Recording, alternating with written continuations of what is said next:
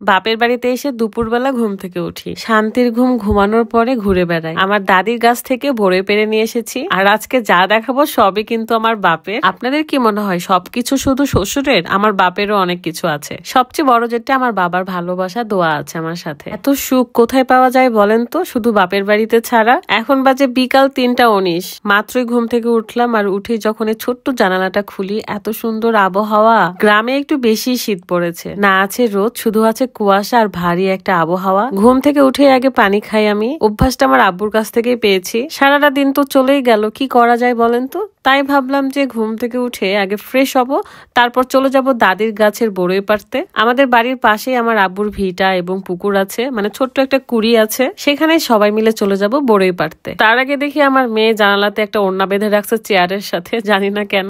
একটা ঝাঁকা নিয়েছি যেটাতে বড়ই রাখবো। শীতের সময় গ্রামের বাড়িতে কিন্তু বেশ ভালো লাগে। শহরের শীত খুব একটা বোঝা না গেলেও যখন আপনি গ্রামে যাবেন বুঝতে পারবেন ঠান্ডা কাকে বলে। কথা বলতে বলতে চলে আসলাম আমাদের ভিটা এবং কুড়ির কাছে। কুড়ি বলার একটাই কারণ, এখানে ছোট ছোট পুকুরকে কুড়ি বলা হয়, আর ভিটা হলো এরকম ফাঁকা জায়গাতে যখন গাছ থাকে এই জায়গাগুলোকে আমরা ভিটাই বলি। কিন্তু এই গোবরগুলো আমাদের নয়, আমাদের এখানে এই খড়িগুলোকে বলা হয় নুন্দা। আপনাদের ওদিকে কি বলা হয় অবশ্যই কমেন্টে জানিয়ে দিবেন। এরকম পাকা পাকা বড়ই দেখে আমার জিহ্বায় পানি চলে আসছিল। বড়ই কুড়ানোর আগে আপনাদেরকে একটু দেখাতে চাই, এখন আপনাদেরকে একটা আলাদিনের চেরাগ দেখাবো। সেটা হলো ভিয়েতনামের এই হোয়াইটেনিং নাইট ক্রিম। স্কিনটাকে ধপধপে সাদা করার পাশাপাশি স্কিনের যত ব্রণের দাগ, মেস্তার দাগ সব দূর হবে। সাথে পেয়ে যাচ্ছেন মালাই স্যাফরন মাসাজ ক্রিম। এইটা কিন্তু একদমই ফ্রি, মানে অফার চলছে। স্কিন ব্রাইটেনিং এর জন্য অন্যান্য প্রোডাক্ট দেখালেও আমি শুধুমাত্র বিউটি ওয়ালেট বাই ফারজানার এই প্রোডাক্ট গুলোর উপর বেশি ভরসা করি। মালাই মাসাজ ক্রিমটা এত ভালো লাগে আমার। এটাতে ফার্স্টে আমার ফেসটা ভালো করে ওয়াশ করে নিই, মানে ভালো করে মাসাজ করে নিব।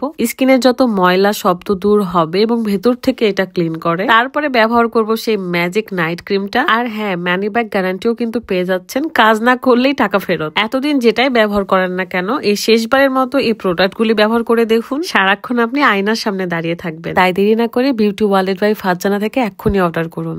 আমার দাদি লাগানো এই গাছটা থেকে অনেক বড়ই খাই আমরা, প্রতি বছরই এত সুন্দর সুন্দর বড়ই আসে। কিন্তু দুঃখ লাগে যে পানিতেই সব বড়ই পড়ে যায়। তাই ওপর থেকে ভাবি ঝাঁকাচ্ছিল, মানে লাঠি দিয়ে বাড়ি মারছিল, আর বড়ইগুলো নিচে পড়ছে। তাও ভালো যে এখন পুকুরের পানিটা একটু কম, তাছাড়া তো আমরা বড়ই পেতাম না। আর ধারের যে বড়ইগুলো সেগুলো মানুষ টেনে টেনে খেয়ে নিচ্ছে, কারণ এগুলো তো হাতেই পাওয়াই যায়। আমার মেয়েটা গ্রামে আসলে অনেক বেশি আনন্দ করে, এটা দেখেই আমার ভালো লাগে। সে যখন বড় হবে তখন তার শৈশব কালগুলো মিস করবে, আমি নিজেও মিস করি। আর শৈশবকাল কোনো মানুষই ভুলতে পারে না। আমার সাথে ছিল শম্পা আপু। এখন এমন একটা লাইফ হয়ে গেছে আমার যে আমি একা থাকতে পারি না, পরিবারও লাগবে, বন্ধু বান্ধবীও লাগবে। আমাদের ভিটার এই গাছগুলো আমার খুব ভালো লাগে, অনেক স্মৃতি জড়িয়ে আছে এই গাছগুলোর সাথে। হঠাৎ করে এই চিটাগুলো দেখতে পেয়ে আমার খুবই ভালো লেগেছে, তাই উড়াচ্ছিলাম। আর এগুলো হলো তালের শ্বাস বের করার পর যে খড়িটা থাকে সেইটা। অনেকদিন পর এত আনন্দ করে ঘুরে বেড়ালাম একটু বাড়ির আশেপাশে। গ্রামটা একদম ফাঁকা হয়ে গেছে, অনেক মেয়েদের বিয়ে হয়ে গেছে, ছেলেরা বাহিরের দেশে গেছে। বাড়িতে এসে একা একাই আনন্দ করব, কি আর করার বলেন।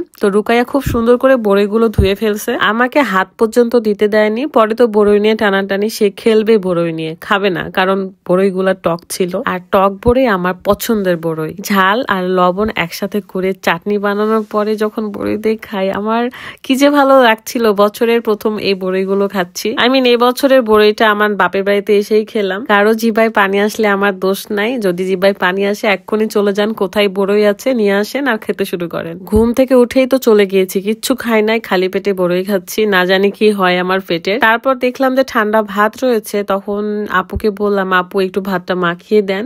দেন আপু ঝাল পুড়িয়ে ভাতটা মাখাই দিছে। মাখানো ভাত আমার ভীষণ ভালো লাগে, তাও যদি সেটা বাসি তরকারি হয়, মানে ঠান্ডা সবজি তরকারি হয়, তাহলে তো আরোই ভালো লাগে। বাড়িতে এখন অনেক মুরগিও হয়েছে, আমার আব্বু তো মুরগি পুষে, দোতলায় পোল্ট্রি মুরগি, দেশি মুরগি সবই রয়েছে, আবার বাড়িতে পোষারও মুরগি রয়েছে। এই তো এই করতে করতে সন্ধ্যা লেগে গেছে, এখন আমরা আরো মজা করব। আর আমার মেয়ে দেখেন মাছ নিয়ে ঘুরে বেড়াচ্ছে, মানে সে কি যে মজা পাচ্ছে মাছ নিয়ে। আব্বু বাজার থেকে মাছ নিয়ে আসছিল, সেটা নিয়ে আনন্দ করছে। আজকের মতো বিদায় নিচ্ছি, সবাই ভালো থাকবেন, সুস্থ থাকবেন, আল্লাহ হাফেজ, আসসালামু আলাইকুম।